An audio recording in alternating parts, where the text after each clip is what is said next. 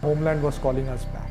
The opportunities in the cities are increasing. It was a lot easier to start a business here. I'm really happy here and I don't regret it at all.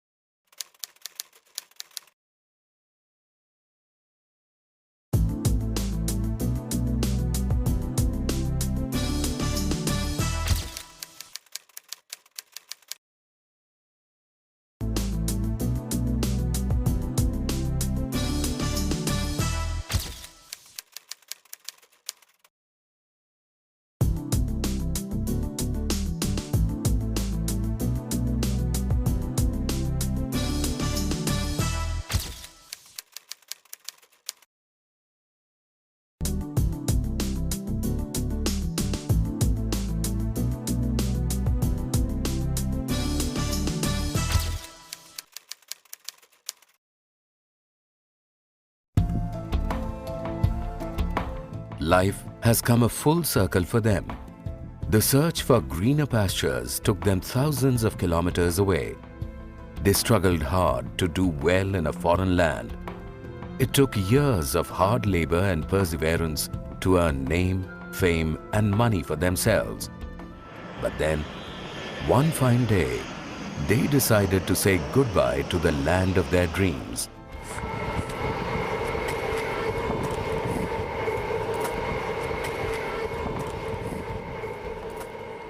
They had a flourishing career, a first world country tag, and world-class material comforts, but nothing could hold them back. The whole objective was essentially that we started from this country, so we learned whatever we had to learn, and now we have come back to do something out of this country. Amitayu, a graduate from St. Xavier's College, Kolkata, earned his master's degree from Weatherhead School of Management in Ohio. He stayed abroad for 8 years and worked with corporate giants like Satmetric Systems and Harris Interactive Incorporated. However, this high-flying professional had some other plans. Went to study abroad. At that time only I realized that I wanted to come back. There was never any intention of staying there. So I never really applied for a green card. I never applied for any long-term things. Amitayu's plan took a concrete shape when he met his college friend Samudra Gupta in UK. Samudra was a project manager at Torrey Harris Business Solutions, the leader in providing IT-enabled solutions to leading telecommunications and financial organizations. Like Amitayu, Samudra too aspired to return and do something on his own. Actually had spent a lot of time abroad. We've seen it done, been there, done that, and there was, we wanted to, you can say our homeland was calling us back. So there was an emotional, the actual decision was an emotional one. So we said that, yeah, let's chuck it, let's go back home. Let's try to do this thing. If it works out, great. If it doesn't, then we'll figure it out. Samudra and Amitayu quit their jobs and came back in 2006 to set up their software venture, Rebus Code Information Solutions. The rest is history. Today it has more than 50 employees and an annual turnover of more than 2 crore rupees. At that time when we were deciding to make this move or not, if we actually listed down the reasons for doing it vis-a-vis not doing it, the reasons for not doing it would be like this much. And the reasons for doing it were like that much. When I started, it was just the two of us, and then we took an office as part of another office. So there was another office which we were sitting inside. And from there we got our first client. We didn't take any external funding and we just started our business. So it was a lot easier to start a business here from a capital point of view, not necessarily logistics point of view. There are many others who could not resist the temptation of coming back to India, and many of them were driven by philanthropic reasons. Dr. Surjit Nandi is one of them. When thousands of people left the country because of poverty and underdevelopment, Dr. Nandi returned to help the poor. I always wanted to come back, and my reasons for coming back were because I had grown up in India and seen a lot of people who didn't have enough and grown up with a lot of suffering. So I decided to become a doctor. This was not a new decision. My father and grandfather are both doctors, but I decided to become a doctor, and I was always interested in doing something to work in India to help people who were suffering and people who didn't have enough. Dr. Nandi came back in 2010 after spending 20 years in the US. He has come to do what his noble profession is meant for. He is on a mission to provide basic healthcare facilities to the poor and the underprivileged. When I came back to India, my goal, as I said, was to do something for people who were suffering and people who didn't sort of have enough.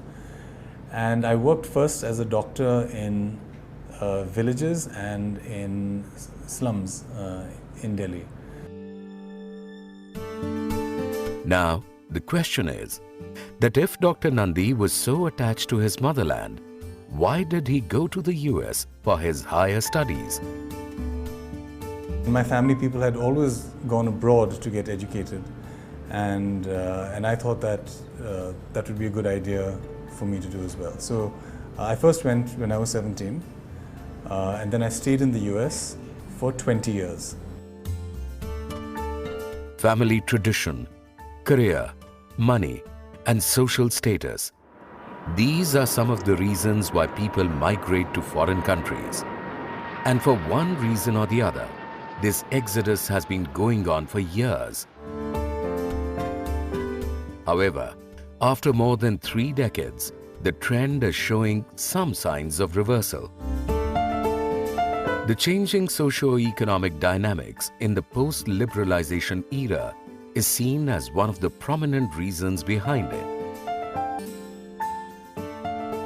In the 80s and 90s, you didn't really, I couldn't have had this office. Yeah, I wouldn't have been able to have an accommodation like this where, things are built up for me, 24/7 power backup, IT lines coming in, I have an unlimited bandwidth here. Things like this didn't exist. 15, 20 years back, it wasn't like that.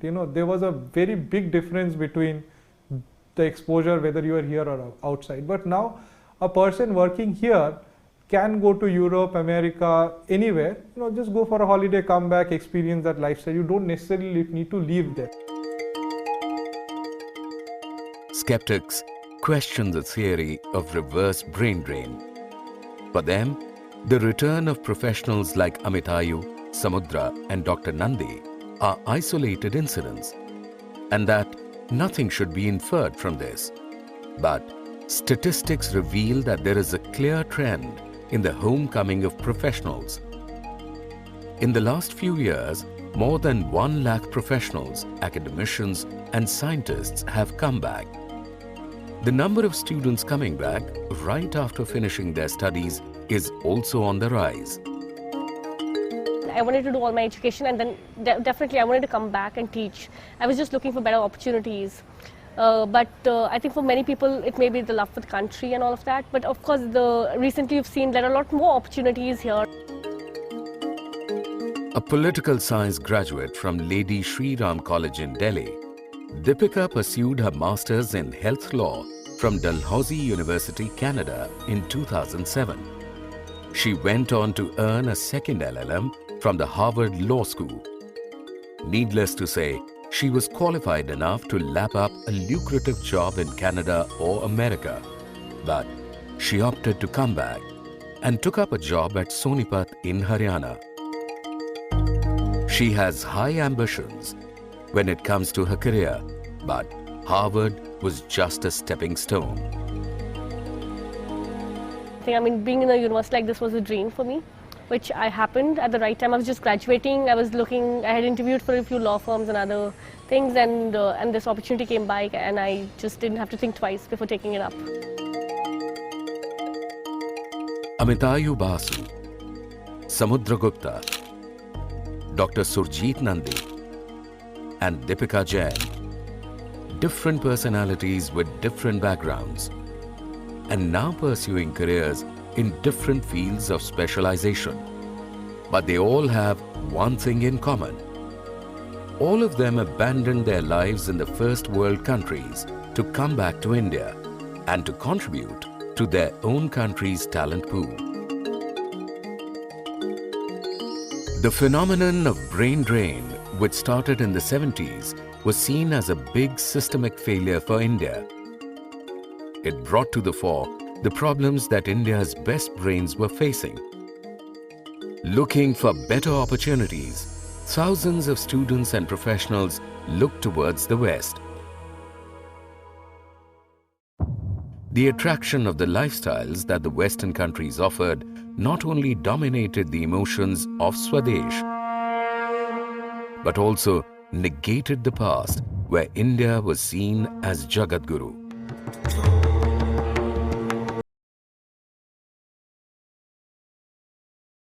Homeland was calling us back. The opportunities in the cities are increasing. It was a lot easier to start a business here. I'm really happy here, and I don't regret it at all.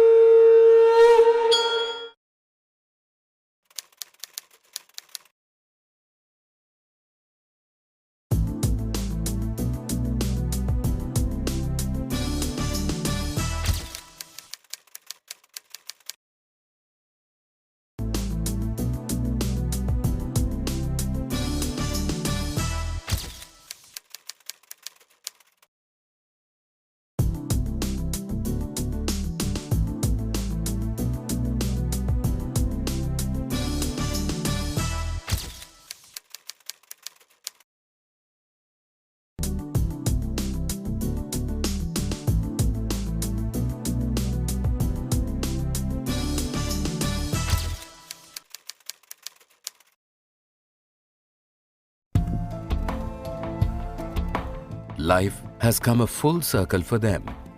The search for greener pastures took them thousands of kilometers away. They struggled hard to do well in a foreign land.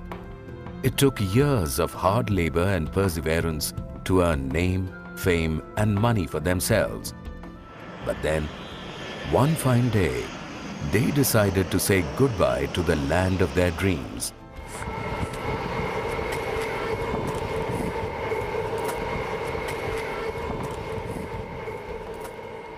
They had a flourishing career, a first world country tag, and world-class material comforts, but nothing could hold them back. The whole objective was essentially that we started from this country, so we learned whatever we had to learn, and now we have come back to do something out of this country. Amitayu, a graduate from St. Xavier's College, Kolkata, earned his master's degree from Weatherhead School of Management in Ohio. He stayed abroad for 8 years and worked with corporate giants like Satmetric Systems and Harris Interactive Incorporated. However, this high-flying professional had some other plans. Went to study abroad. At that time only I realized that I wanted to come back. There was never any intention of staying there. So I never really applied for a green card. I never applied for any long-term things. Amitayu's plan took a concrete shape when he met his college friend Samudra Gupta in UK. Samudra was a project manager at Torrey Harris Business Solutions, the leader in providing IT-enabled solutions. In the 1990s, many IT students looked towards the West for better education and employment opportunities.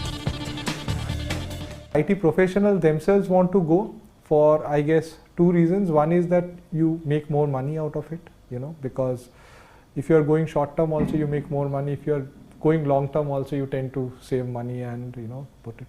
And secondly, I think there is an aura associated with the fact that, I'm working abroad. However, as the dot-com bubble burst, many were forced to return to India. Though a large number of professionals stayed back, assuming it to be a temporary phase. But there was a twist in the tale. India boomed after opening up its economy, while the US and other countries proved to be struggling economies. The global meltdown in 2008 further accelerated the trend of NRIs returning to India.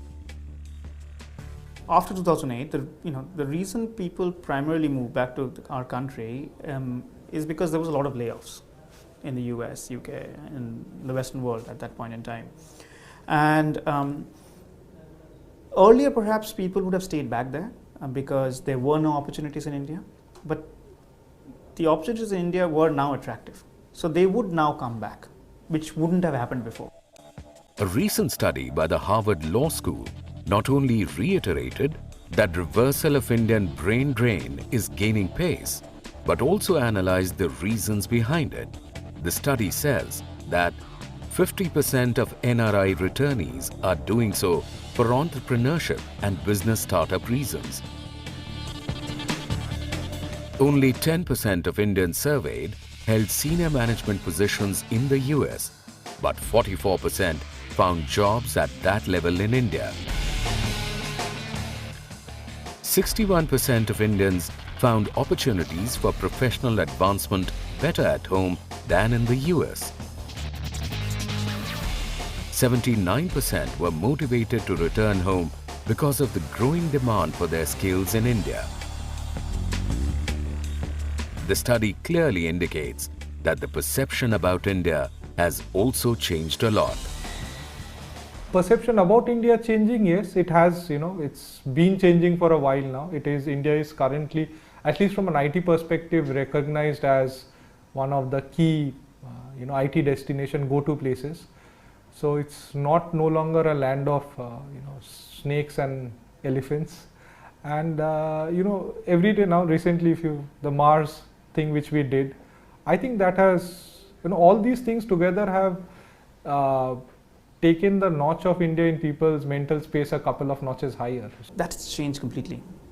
If you look at today, serials like Silicon Valley, if you look at serials like The Good Wife, for heaven's sake, you have strong Indian characters who are playing very strong Indian roles. And that's happened because the diaspora of people who have gone there has changed.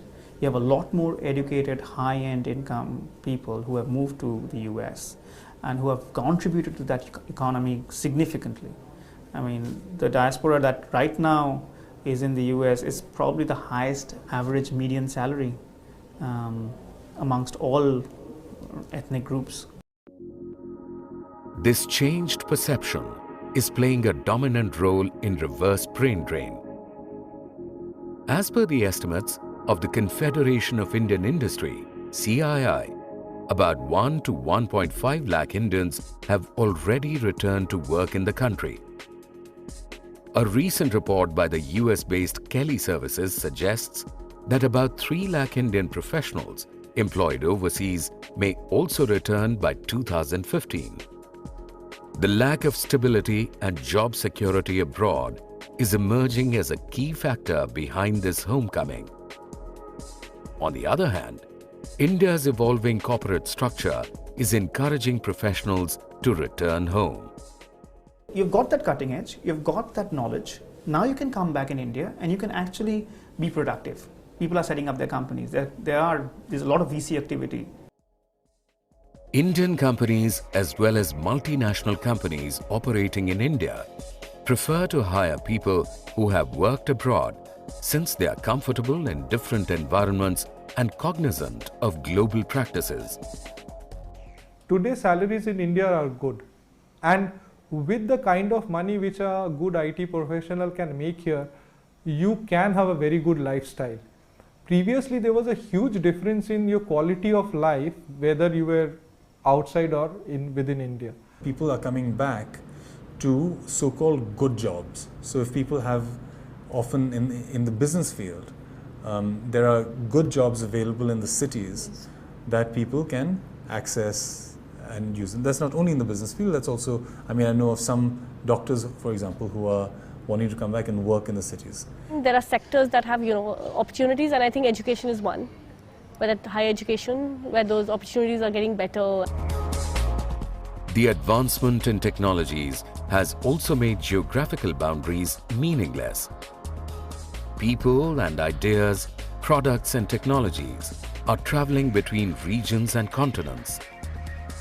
Cities like Mumbai, Delhi, Kolkata, Chennai, Bangalore and Hyderabad have emerged as major commercial hubs. These cities are linked to the global economy through firms that cater to the institutions located in the United States and Europe. Even Amitayu and Samudra's company, Rebus Code, derives 80% of its business from overseas. A lot of outsourcing happens to India in IT, as you know, and these are big ticket contracts, by the big players. For these people to deliver on their contracts, they need a set of people on site, present on the client locations. So that creates a requirement actually. This provides the professionals with an opportunity to enjoy the best of both the worlds.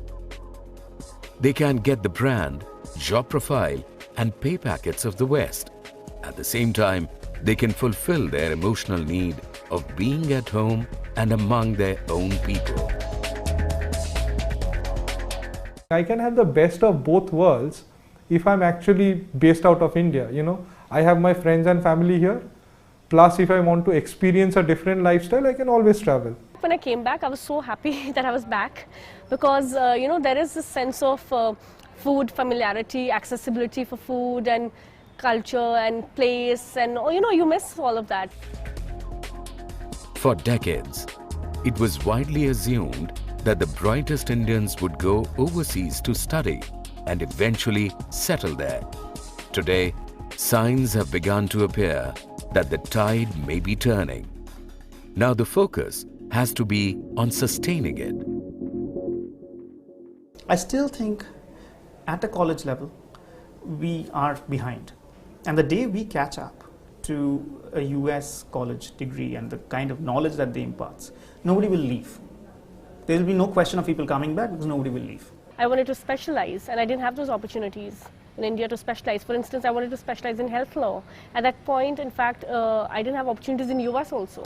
So Canada was one of the few countries offering health law and they had scholarships for students outside Canada. So I applied for that and I got the very prestigious government scholarship, and my entire education was funded.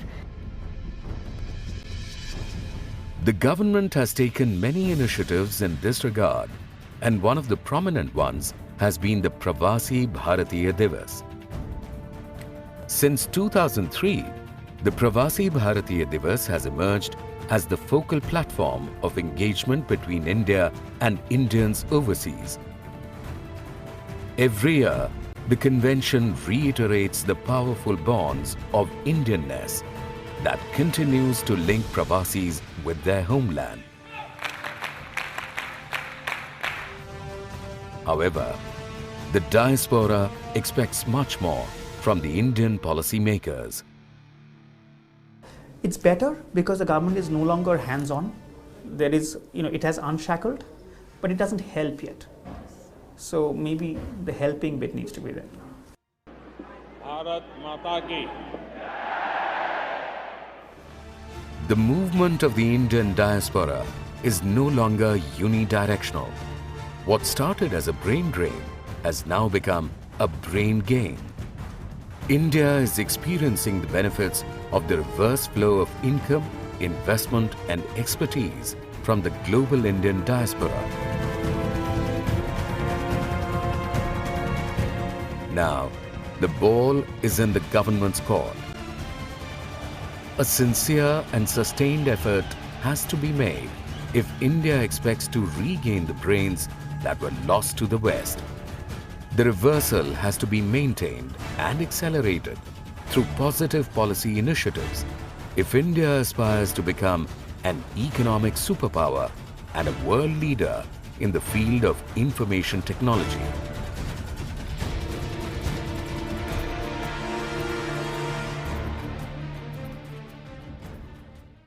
Today when I look back, there is, no doubt in my mind that it was absolutely the right thing to do. I am absolutely satisfied. I would not, there have been multiple opportunities over the last few years where both of us could have relocated outside.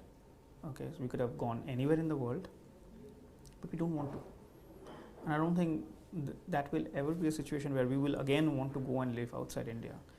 I didn't give up anything by coming to India. I gained a huge amount by coming to India. And I think that if they are of that, if they're inclined in that direction, they should really come and give it a shot.